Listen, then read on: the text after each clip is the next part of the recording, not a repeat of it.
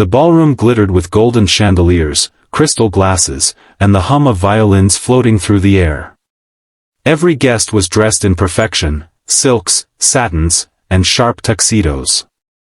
Among them, the wealthy Mr. Harrington, a proud father, raised his glass and smiled with mischief in his eyes. "If you dance the waltz," he announced, his voice booming over the chatter, "you'll marry my son." Gasps filled the room. His son, Edward, a quiet and kind-hearted young man, flushed with embarrassment. He wasn't the arrogant type who wanted a bride chosen through spectacle, but his father loved dramatics. The ladies in the room exchanged looks, eager to prove themselves on the floor. But in the corner, half hidden by the tall curtains, stood Clara, the maid. Her hands were calloused from scrubbing floors, her dress a plain uniform that set her worlds apart from the glittering guests.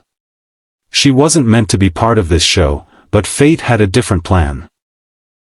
When the orchestra struck the first notes, a few young women stepped forward. Their gowns sparkled, but their steps faltered. Mr. Harrington frowned, unimpressed. His son tried to intervene, whispering, "Father, this isn't fair." But Mr. Harrington only chuckled. And then, Clara moved. She hadn't planned to. But when she saw the ladies struggling, something stirred inside her.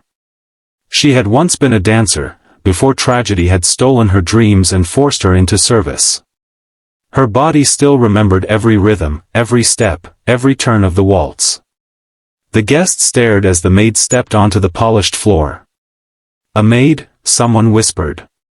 "How dare she?" another hissed. Mr. Harrington smirked, certain it would end in humiliation. But as the violin swelled, Clara lifted her chin, placed her hand in Edward's, and the world seemed to hold its breath. With grace that silenced the room, Clara spun across the floor. Her movements were fluid, effortless, like water flowing around stone.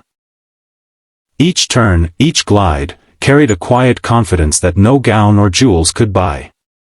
Edward felt it too, her strength, her poise, her spirit shining brighter than all the chandeliers combined.